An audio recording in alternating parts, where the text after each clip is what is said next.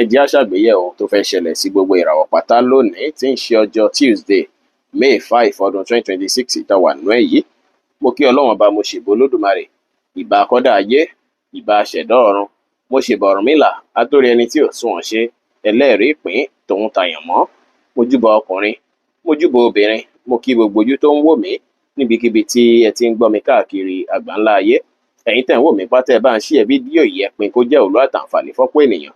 Ojú tẹ fi ń wò mí ò ní fọ́, bẹ́ẹ̀ ọwọ́ tẹ fi ń bá mi share rẹ̀ ẹ ní fi gbọ́mọ sí, ẹ sì ní fi gba lẹ́tà ìbànújẹ́ láṣẹ Èdùmàrè. Ẹ̀yin oníràwọ̀ iná tó karànyàn Aries tàbí láàrin March 21 sí April 20, ọjọ́ tòní ọjọ́ tí ó lè rí bákan ló jẹ́, látàrí pé iṣẹ́ yín lè fẹ́ rí bákan bákan. Nǹkan tẹ́ ń retí látọ̀nà jíjìn ó ṣeé ṣe kí ó fẹ́ stress yín díẹ̀, tàbí kí nǹkan náà fẹ́ dàbí gbà kó fẹ́ block bákan lọ́jọ́ tòní. Ẹ ṣe prayer dáadáa lórí pé gbogbo ore tó fẹ́ wọlé fún yín pátápátá, gbogbo nǹkan tó yẹ kó wọlé fún yín pátápátá kó má sí ìdíwọ́dè náà ń bẹ̀. Ó ṣeé ṣe kí nǹkan kan fẹ́ fún yín ní wàhálà díẹ̀ lọ́jọ́ tòní, bóyá nǹkan tí ẹ fẹ́ gbé ránṣẹ́ sí ìlú òkèèrè ni, tàbí kẹ́ẹ̀kọ́ ṣe pé issue díẹ̀ lè wáyé láàrin èèyàn àti èèyàn kan tó ṣe pé ọ̀nà wọn jìn sí yín, tàbí láàrin èèyàn àtàlejò kan lọ́jọ́ tòní. Ẹ ní láti kíyèsára dáadáa lọ́jọ́ tòní ó. Níbi iṣẹ́ gan ó ṣeé ṣe kí idea kó má fi bẹ́ẹ̀ sí rẹpẹtẹ nínú ọpọlọ yín rẹpẹtẹ lọ́jọ́ tòní, tẹ́ máa fẹ́ máa rò kọ́ láròtúrò pé báwo mo fẹ́ ṣe kíni, ọ̀nà ogun fẹ́ gbé gbà. Ẹ rí dájú pé ẹ free mind yín, ọkàn yín máa dédé máa dàbí ìgbà pé àyà yín dédé já lórí nǹkan kan, tàbí àìbalẹ̀ ọkàn dédé ń wà fún yín lórí nǹkan kan lọ́jọ́ ti tòní, bí dàrúdàpọ̀ ọkàn. Ẹ kíyèsára dáadáa, kí ẹ mú sùúrù lò dáadáa lórí ohunkóhun, kí ẹ free mind yín dáadáa, kẹ́kọ̀ọ́ jura yín lẹ̀ sọ́wọ́ Ọlọ́run pé Ọlọ́run ló ní yín, Ọlọ́run ló mọ̀ bí ọjọ́ tèmi ṣe fẹ́ lọ dáadáa fún yín. Ẹ rí dájú pé ẹ ṣe prayer dáadáa lówùúrọ̀ kùtù tí ẹ bá jí lọ́jọ́ tòní. Ọ̀pọ̀lọpọ̀ yín sì lè láàlá tó ṣe pé ó lè lágbára díẹ̀ ní ọjọ́ ti tòní o. Ẹ ṣàkíyèsára, ẹ má rèrò kèrò sẹ́nikẹ́ni, ẹ farabalẹ̀ tẹ́ bá ń báyàn sọ̀rọ̀, tàbí tí issue díẹ̀ bá wáyé láàrin èèyàn àtèèyàn, ẹ farabalẹ̀ kẹ́ má wulẹ̀ bẹ́ni yẹn fa fanfa rárá bó tilẹ̀ wù kó kéré mọ́. Ẹ rí dájú pé ẹ kíyèsára ọjọ́ tòní á dára tẹ́ bá lè fọgbọ́n ṣe, tí ẹ sì lè fi ẹ̀lẹ̀ ṣe dáadáa lénìí. Magenta jẹ́ kọ́lọ́ tó dára jù fún yín láti wọ̀ láṣọ lónìí. Relationship yín á lọ dáadáa, ó ṣeé ṣe kí ẹ rí èèyàn tó ṣe pé á dúró tì yín, lágbárùkù tì yín ní àsìkò yìí dáadáa lọ́jọ́ tòní, téyìí sì máa tún bí kí inú yín dùn. Gbogbo èyí tó fẹ́ ṣẹlẹ̀ lénìí lè àfẹ́ẹ̀tì iṣẹ́, ó sì lè àfẹ́ẹ̀tì owó díẹ̀ lénìí. Aago 8 kọjá ìṣẹ́jú 15 ní àṣálẹ́ sí aago 10 kù ìṣẹ́jú 15 ní àṣálẹ́ jí àkókò èyí tó dára jù fún yín tí ń ṣe lucky hour fún yín lénìí. Oníràwọ̀ ìrùkẹ́ alámọ̀ Taurus tàbí láàrin April 21 sí May 20 ọjọ́ tòní. Ọjọ́ tó dára ló jẹ́ ọjọ́ dùnú, ọjọ́ ayọ̀ báyìí ló jẹ́ o. Ọjọ́ tó ń ṣe yín pé ọ̀rọ̀ sísọ yín báyìí ó máa bíire, á bí àánú tẹ̀ ń fẹ́ fún yín o. Ẹ̀yin àti ìyẹn jọ máa jíròrò lórí nǹkan tó ṣe pé nǹkan náà ẹ̀ tẹ̀ ní mọ̀ pé ọ̀rọ̀ tẹ́tí ẹ̀ sọ ló fẹ́ fà rárá. Ọ̀rọ̀ tẹ́ sọ lè ní á bíire fún yín púpọ̀ púpọ̀. Ọ̀rọ̀ ẹnu yín lè ní á bí dùnú, á báyọ̀ fún yín. Ẹ rí dájú pé ẹ lu ọ̀rọ̀ sísọ yìí lọ́nà kanà níbikíbi lọ́jọ́ tòní. Ọ̀rọ̀ sísọ yìí máa ràn yín lọ́wọ́, ẹ máa fi ríre gbámú, ẹ máa fi ráàánú gbà lọ́dọ̀ èèyàn, lọ́dọ̀ ọkùnrin, lọ́dọ̀ obìnrin. Ẹ máa rólùrànlọ́wọ́ kan lọ́jọ́ tòní tó ṣe pé ọ̀rọ̀ ẹnu yín báyìí ló fẹ́ gbọ́. Ẹ fẹnu béèrè nǹkan kíkan lè ní nǹkan tẹ́ kàn ní láti ṣe lénìí, kódà kò nídìí kí ẹ ṣe nǹkan míì ju pé kẹ́kọ̀ọ́ fẹnu béèrè oore. Ẹ fẹnu báyàn sọ̀rọ̀ bí lágbájá báyìí nìkan tí mò ń fẹ́ wá ṣe fún mi, lágbájá jọ̀ọ́ ràn mí lọ́wọ́ lórí nǹkan báyìí, wọ́n á sì ṣe fún yín. Ẹ ní problem kankan rárá lọ́jọ́ tòní. Ọpọlọ yín á sì jí pé àwọn idea máa wá sí yín lọ́pọlọ, inspiration máa sọ̀kalẹ̀ lórí nǹkan tẹ́ fẹ́ ṣe lásìkò yìí, tó sì jẹ́ pé inspiration yẹn máa ràn yín lọ́wọ́ dáadáa ní ọjọ́ ti tòní. Àwọn èèyàn tó lólùfẹ́ yín á já geere, ẹ máa rojọ́ dáadáa, tá tẹ́yín lọ́rùn dáadáa lọ́jọ́ tòní. Bẹ́ẹ̀ sì ni àwọn èèyàn àti àwọn àna yín á já geere náà, kò ní sí wàhálà, kò ní sí ìdààmú. Oore ìdùnnú wà fún yín dáadáa lọ́jọ́ tòní o. Pàápàá oore tó ṣe pé ẹ máa rí jẹ látara ọ̀rọ̀ ẹnu yín, látara ọ̀rọ̀ tẹ́ sọ pẹ̀lú èèyàn. Iṣẹ́ á lọ dáadáa, relationship yín gan á lọ dáadáa, ire owó náà ṣeéṣe kó wọlé fún yín lénìí. Red jẹ́ kọ́lọ́ tó dára jù fún yín láti wọ̀ láṣọ lónìí. Aago 4 kù ìṣẹ́jú 10 ní ọ̀sán sí aago 5 kù ìṣẹ́jú 10 ní ìrọ̀lẹ́ jí àkókò èyí tó dára jù fún yín tí ń ṣe lucky hour fún yín lénìí.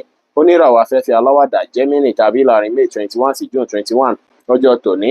Lọ́jọ́ tó dára ló jẹ́, bẹ́ẹ̀ sì lọ́jọ́ tèmi tún lè rí bákan, látàrí pé ìbáṣepọ̀ èèyàn tó lólùfẹ́ yín ó lè fẹ́ ní kọ́lọ́fín díẹ̀ nínú. Wọ́n lè fẹ́ ṣe nǹkan tó máa fẹ́ bí kí ẹ fẹ́ máa ronú nípa wọn pé báwo ni lágbájá ṣe ń ṣe báyìí, báwo ni tàmẹ̀dù ṣe ń ṣe báyìí, ṣùgbọ́n ẹ má ronú rẹpẹtẹ rárá. Gbogbo èyí tó ṣẹlẹ̀ lọ́jọ́ tòní ó kàn máa wáyé díẹ̀ ráńpẹ́ ni, kò ní pẹ́ tá fi kásẹ̀ ńlẹ̀. Ẹ má ronú àròkàn rárá lórí ọ̀rọ̀ èèyàn tó lólùfẹ́ yín rárá. Better still, ẹ rí dájú pé ẹ kọbi ara sí ọ̀rọ̀ olólùfẹ́ rẹpẹtẹ lọ́jọ́ tòní. Ẹ fálẹ̀ mọ́ iṣẹ́ dáadáa, ẹ fálẹ̀ mọ́ bóyá fẹ́ dá. Olólùfẹ́ yín dẹ̀ lè máa fìlì bákan lọ́jọ́ tòní tó ṣe pé bọ́ ṣe ń fìlì yẹn lè affect ẹ̀yin náà. Tó bá ṣe pé bẹ́yẹn ni, ẹ wá dúró tì wọ́n, ẹ dúró tì wọ́n gbágbágbá torí wọ́n lẹ́nìkan jẹ̀yìn náà lọ. Ẹ ràn wọ́n lọ́wọ́, ẹ support wọn lórí bí wọ́n ṣe ń fìlì lọ́jọ́ tòní, láti jẹ́ kí ọjọ́ tòní kí ó jágere. Ọjọ́ tòní lọ dáadáa láàrin ẹ̀yin àti wọn. Iṣẹ́ wa lọ dáadáa. Tí ṣùtò bá wáyé láàrin àti olólùfẹ́ yín tí ẹ bá ti gbé sára ju bó ṣe yẹ lọ, tẹ fálẹ̀ mọ́ iṣẹ́ á lọ dáadáa. Iye owó náà ṣeéṣe kó wọlé fún yín tí ẹ bá tẹ̀lé bí a ti ṣe wí yìí. Deep pink jẹ́ kọ́lọ́ tó dára jù fún yín láti wọ̀ láṣọ lónìí. Aago 5 ní ìrọ̀lẹ́ sí aago 6 ní ìrọ̀lẹ́ jí àkókò èyí tó dára jù fún yín tí ń ṣe lucky hour fún yín lénìí. oníràwọ̀ mi agbára cancer tàbí láàrin June 22 sí July 22 ọjọ́ tòní ọjọ́ tí ó gbà kíyèsára púpọ̀ ló jẹ́ o láàyè iṣẹ́ ó ṣeé ṣe kí iṣẹ́ fẹ́ rí bákan lọ́jọ́ tòní ẹ kíyèsára pẹ̀lẹ́ ní tẹjọ́ ń tajà níbi iṣẹ́ kan náà àbẹ́ ní tẹjọ́ ń ṣiṣẹ́ kan náà ó ṣeé ṣe káwọn onílára pọ̀ wọ́n á fẹ́ lára yín gan lọ́jọ́ tòní kódà èèyàn lè fẹ́ ṣe ọ̀tá yín láburú lọ́jọ́ tòní kẹ́ kíyèsára púpọ̀ wọ́n lè fẹ́ rojọ́ mọ́ta yín lẹ́sẹ̀ wọ́n lè máa rèrò kérò sọ́ta yín wọ́n lè máa nínú ibi ní sọ́ta yín ẹlòmíì lè gbọ́wọ́ pé kóhùn ságùn sọ́ta yín lọ́jọ́ tòní ẹ kíyèsára dáadáa lọ́jọ́ tòní ẹ ṣe prayer láàárọ̀ tẹ́ bá jáde kẹ́ ṣe prayer pé kẹ́ni dára níbi iṣẹ́ yín kẹ́ rí ṣe dáadáa gbogbo akitiyan yín láti jọ́ ẹ̀ kó má jà sásán kó má jà sófo rárá ọjọ́ tòní ọjọ́ tí ó gbà kíyèsára púpọ̀ ni ẹ rí dájú pé ẹ fi kíyèsára brown jẹ́ kọ́lọ́ tó dára jù fún yín láti wọ̀ láṣọ lẹ́nìí ó wá ṣeéṣe kó lólùfẹ́ yín kí wọ́n ràn yín lọ́wọ́ lọ́jọ́ tòní lórí situation èyíkéyìí torí ẹ̀ ní í ṣe olólùfẹ́ rárá lọ́jọ́ tòní ṣùgbọ́n lọ́wọ́ àṣálẹ́ mọ́ òru ọjọ́ tòní ẹ kíyèsára pẹ̀lú argument láàrin èèyàn tó lólùfẹ́ yín o ẹ kíyèsára dáadáa púpọ̀ aago 11 kù ogún ìṣẹ́jú ní àárọ̀ sí aago 12 kù ogún ìṣẹ́jú láàárọ̀ jí àkókò èyí tó dára jù fún yín tí ń ṣe lucky hour fún yín ní ọjọ́ ti tòní brown jẹ́ kọ́lọ́ tó wá dára jù fún yín láti wọ̀ láṣọ lónìí oníràwọ̀ iná tó gbóná rìrì leo tàbí láàrin July 23 sí August 22 ọjọ́ tòní ọjọ́ tó dára ló jẹ́ ọjọ́ tó sunwọ̀n ló jẹ́ kò sí problem rárá lọ́jọ́ tòní gbogbo nǹkan á lọ dáadáa fún yín iṣẹ́ yín á lọ dáadáa ẹ máa wà creative ọpọlọ yín á jí pépé dáadáa lọ́jọ́ tòní ara yín á sì yà gágá dáadáa kódà nǹkan tó tẹ́yín lọ́rùn nǹkan tó máa tẹ́yín lọ́rùn dáadáa lẹ́ẹ̀ máa wá bẹ́ẹ̀ fẹ́ ṣe lọ́jọ́ tòní ẹ máa fẹ́ pleasure ẹ máa fẹ́ kẹ́ ṣe gbogbo nǹkan lọ́wọ́ ìrọ̀rùn lọ́jọ́ tòní ẹ̀ tí ẹ̀ nífẹ̀ẹ́ ní rárá àwàdà yín sì máa pọ̀ dáadáa lọ́jọ́ tòní ọmọdé àgbà tójúlùmọ̀ lẹ́ máa bá ṣe dáadáa lọ́jọ́ tòní tí ò ní sí ìṣúra rárá ní ọjọ́ ti tòní ọjọ́ tó dára ló jẹ́ láti fi báwọn èèyàn ṣe ọjọ́ tó dára ló jẹ́ láti fi falẹ̀ mọ́ iṣẹ́ ẹ lo idea tó wá sí yín lọ́pọlọ ẹ lò ó tó yẹ máa wà imaginative ẹ sì máa wà very creative dáadáa lọ́jọ́ tòní ọpọlọ yín á sì jí pépé dáadáa ẹ máa wà highly intelligent dáadáa lọ́jọ́ tòní tó ṣe pé lè máa ràn yín lọ́wọ́ láyè káyè tẹ bá wà bí níbi iṣẹ́ tí ẹ bá ń ṣe ní ọjọ́ ti tòní ẹ ló gbó kan wọ̀nyí lọ́nà tó máa gbà ràn yín lọ́wọ́ dáadáa bíṣẹ́ á lọ dáadáa relationship yín á lọ dáadáa ire owó náà wọlé fún yín lénìí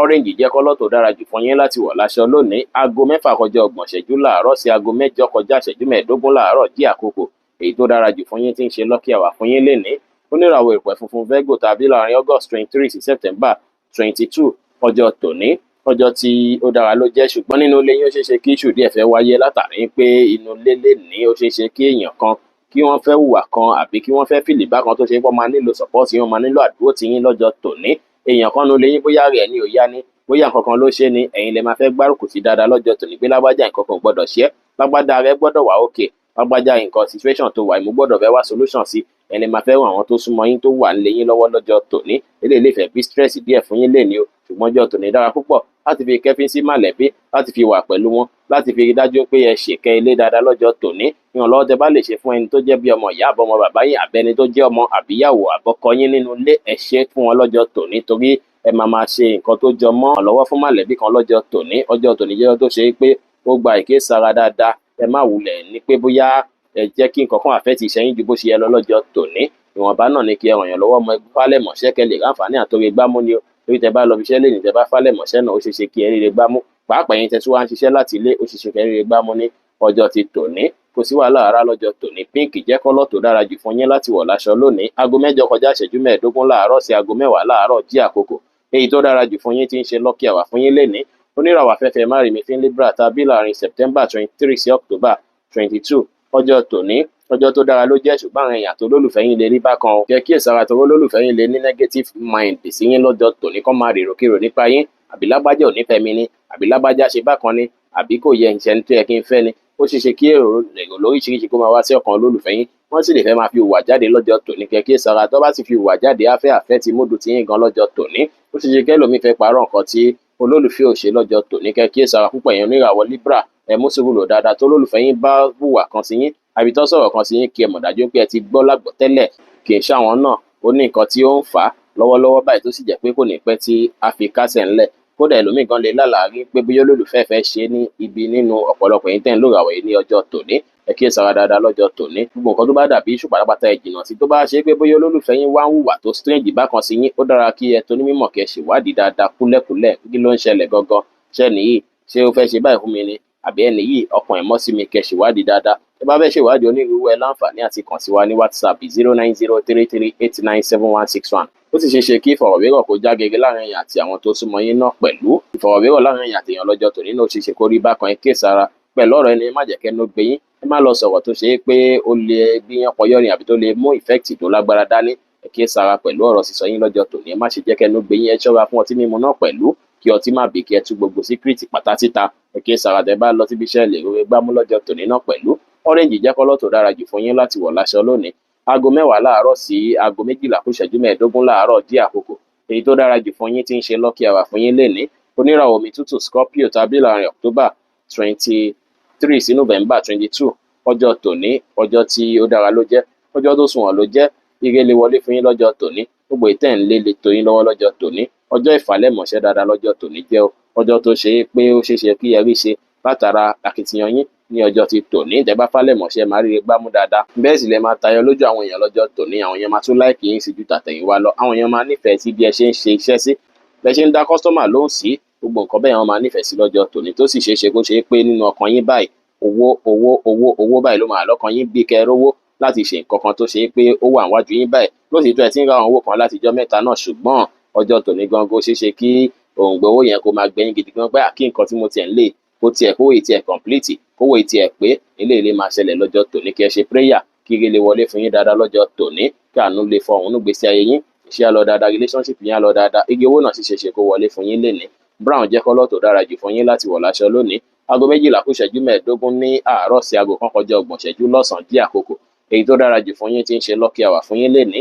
Oníràwọ̀ iná àtùpà Sagittarius tàbí láàrin November 23 sí December 22. Ọjọ́ tòní ọjọ́ tó gbà kíyèsára púpọ̀ gan báyìí ni ó jẹ́. Ọjọ́ yìí ó ṣeé ṣe kí ẹ má fi bẹ́ẹ̀ ní spark rẹpẹtẹ, kí ìgboyà yẹn má fi bẹ́ẹ̀ sí rẹpẹtẹ fún yín. Ó dàbí ìgbà pé ẹ kàn máa ro àwọn nǹkan kan láròkàn àròkàn. Á dàbí ìgbà pé ẹ feel weak, bí ìgbà pé àwọn nǹkan kan wà tó yẹ kó tiẹ̀ ti bọ́ sí fún yín, ó yẹ kó tiẹ̀ ti wọ́ọ̀kì fún yín, tó dàbí ìgbà pé nǹkan kan ń fà sẹ́yìn. Ó sì ṣeé ṣe kẹ́ fẹ́ gbé àwọn ìgbésẹ̀ kan lásìkò yìí tó ṣe é pé owó yẹn dàbí ìgbà pé kò fẹ́ fi bẹ́ẹ̀ sí rẹpẹtẹ láti fi gbé àwọn ìgbésẹ̀ yìí tó ṣe é pé lè fẹ́ bí kí ẹ fẹ́ máa rò sọ́tún rò sósì pé báwo mo fẹ́ ṣe, báwo mo máa rówó, báwo nìkan ṣe fẹ́ lọ dáadáa. Ọ̀pọ̀lọpọ̀ yín lọ́jọ́ tòní ẹ kíyèsára tẹ̀lé ní tẹ́ máa sọ secret yín fún kí wọ́n má ṣe yín níbi o. Ẹ kíyèsára dáadáa lọ́jọ́ tòní, ẹ sì má ṣe yanga, ẹ má ṣèṣe pé èmi mo mọ̀ mo rámú jù, ẹ má ṣèṣe pé nǹkan tí mo ní mo ní góòlù rẹpẹtẹ, mo ní mọ́tò rẹpẹtẹ, mo kọ́lé rẹpẹtẹ, mo rí nǹkan rẹpẹtẹ ṣe ń lé ayé mi. Ẹ má ṣe làwùlàwù lénìí, ẹ má proud rárá lénìí torí àwọn ọ̀tá súnmọ́ yín pẹ́kípẹ́kí báyìí ni o. Kọ́ọ̀tà má lọ ṣe yín níbi, kọ́ọ̀tà má lọ paná ògo yín. Kẹ́ kíyèsára dáadáa lọ́jọ́ tòní. Oníràwọ̀ Sagittarius ẹ jìnnà sí pé à ń boast nípa nǹkan tí ẹ ní àbí nǹkan tí ẹ ti ṣe ní ọjọ́ ti tòní. Kọ́jọ́ tòní lè lọ dáadáa, ẹ ṣe prayer dáadáa kí gbogbo nǹkan lè di rọrùn. Lárí nǹkan tí á bí kí àìbalẹ̀ ọkàn wà fún yín rárá lọ́jọ́ tòní. Relationship yín á wá lọ dáadáa o. Olólùfẹ́ yín lè dúró tì yín gbágbágbá lọ́jọ́ tòní lórí situation èyíkéyìí. Tí wàhálà kò ní sí ìdààmú láṣẹ Èdùmàrè. Ẹ bá sì lálàá lásìkò yìí, àlá náà máa ní ìtumọ̀ gidi o. Èèyàn lè fẹ́ ṣe aburú fún yín tó ṣe pé ẹ máa fi lálàá ní ọjọ́ tòní o. Ẹ sì rí dájú pé ẹ wo àwọn ọmọ yín dáadáa lọ́jọ́ tòní. Ẹ ṣẹ́ẹ̀kì àwọn ọmọ yín dáadáa kí wọ́n má ṣèṣe níbi tó ti ń ṣeré pa. Ẹ wo health status wọn, ẹ wo bó ṣe ń ṣe wọ́n lọ́jọ́ tòní. Àdìrí láburú láṣẹ Èdùmàrè. Rẹ́ẹ̀dì jẹ́ kọ́lọ̀ tó dára jù fún yín láti wọ̀ láṣọ lónìí. Aago 1:30 ní ọ̀sán sí aago 3:15 ní ọ̀sán jí àkókò èyí tó dára jù fún yín tí ń ṣe lucky hour fún yín lénìí. Oníràwọ̀ ìpele eruku Capricorn tàbí láàrin December 23 sí January 19. Ọjọ́ tòní ọjọ́ tí ó dára ló jẹ́. Ó kọ̀ jẹ́ pé iṣu mọ̀lẹ́bí díẹ̀ lè dìde, ìyẹn fámìlì mi lè fẹ́ máa bínú yín lọ́jọ́ tòní. Fámìlì mi lè ní yín sínú lọ́jọ́ tòní, tàbí kọ́ máa rèrò kérò sí yín, tàbí kọ́ máa rèrò ńgbà tí ò dá sí yín lọ́jọ́ tòní. Kẹ́ kíyèsára, ẹ má sùn mọ́ fámìlì ju bó ṣe yẹ lọ lọ́jọ́ tòní, pàápàá extended family.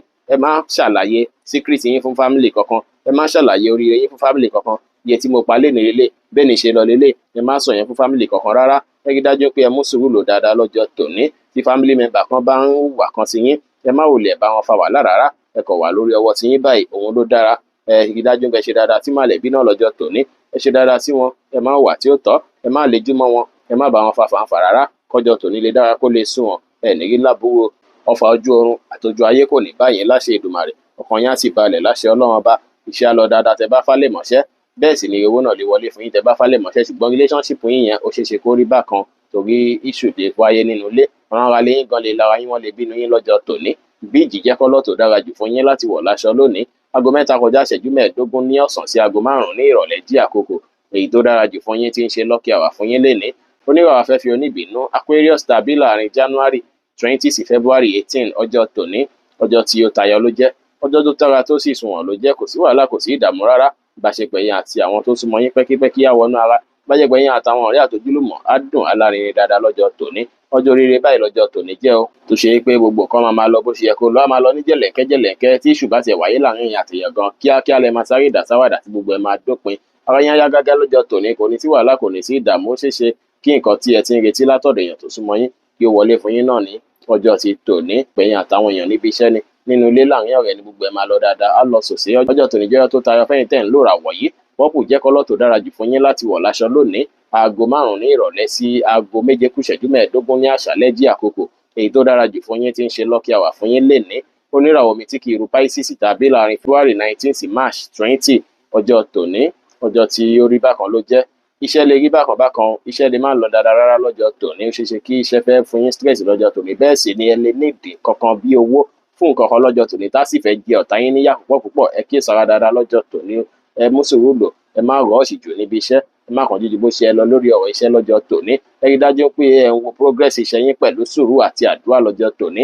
Ẹ má rush jù lórí iṣẹ́ kí iṣẹ́ kẹ́ má bàa ṣe mistake tó máa cost yín ní stress rẹpẹtẹ. Ẹ má gbé iṣẹ́ yín fún èèyàn kan gbé lágbájá bá mi ṣiṣẹ́ yìí. Ẹ bá ti rí pé iṣẹ́ tẹ́ lè dá ṣe fúnra yín ni, ẹ lè ṣe fúnra lára yín, kò sí wàhálà. Bẹ́ẹ̀ sì ni kẹ́ rí dájú pé gbogbo nǹkan tó bá máa stay lẹ́yìn àbí tó bá máa affect iṣẹ́ yín, ẹ rí dájú pé ẹ fálẹ̀ mọ́ dáadáa torí irúfẹ́ nǹkan bẹ́ẹ̀ lè fẹ́ wáyé lọ́jọ́ tòní. Ẹlòmíì lè fẹ́ yín sọ́ọ̀tì yín, lè fẹ́ múnú bí yín, gbogbo nǹkan bẹ́ẹ̀ lè fẹ́ ṣẹlẹ̀ tá fẹ́ bí frustration lórí iṣẹ́ yín, ṣùgbọ́n ẹ má jakàn. Ẹ rí dájú pé ẹ ṣọkan akin, kí ẹ sì ní ìgboyà, kí ẹ nígbàgbọ́ pé ọjọ́ tòní máa dára níbikíbi. Ó ṣeéṣe kí iṣẹ́ rí bákan, relationship yín yẹn náà ó máa dára, ṣùgbọ́n owó lè rí bákan náà lọ́jọ́ tòní. Wáìnì jẹ́ kọ́lọ̀ tó dára jù fún yín láti wọ̀ láṣọ lónìí. Kí ẹ sì fẹ̀ní ṣàdúrà pé gbogbo nǹkan tó dàbí ìdíwọ́ ìdènà lórí oore tẹ́ ẹ̀ ń retí lásìkò yìí, gbogbo ìdíwọ́ ìdènà náà kí ó bí dànù o. Gbogbo ìdíwọ́ ìdènà náà kó kúrò lọ́nà pátápátá. Kẹ́rọ́ náà lọ lọ́jọ́ tòní, kẹ́rí gbámú. Aago 7:15 ní àṣálẹ́ sí aago 8 kọjá ìṣẹ́jú 15 ní àṣálẹ́ jí àkókò èyí tó dára jù fún yín tí ń ṣe lucky hour fún yín ní ọjọ́ tòní. Bí ó ṣe jẹ́ nìyẹn fún gbogbo irúfẹ́ ìràwọ̀ méjìlá tó wà pátá. Ẹ̀yin tẹ́ ń wò mí pátá, ẹ má gbàgbé pé Ọlọ́run Olódùmarè nìkan lọ́ba tó ní ìmọ̀ jùlọ. Ẹ̀yin tẹ́ fẹ́ ṣèwádìí onírúurú láǹfààní àti kàn sí wa ní WhatsApp 09033897161. Ire gbogbo á jẹ́ tiwa lónìí, lọ́sẹ̀ yìí, lóṣù yìí àti ní gbogbo ọjọ́ ayé wa láṣẹ Ìdùmarè. Ire o.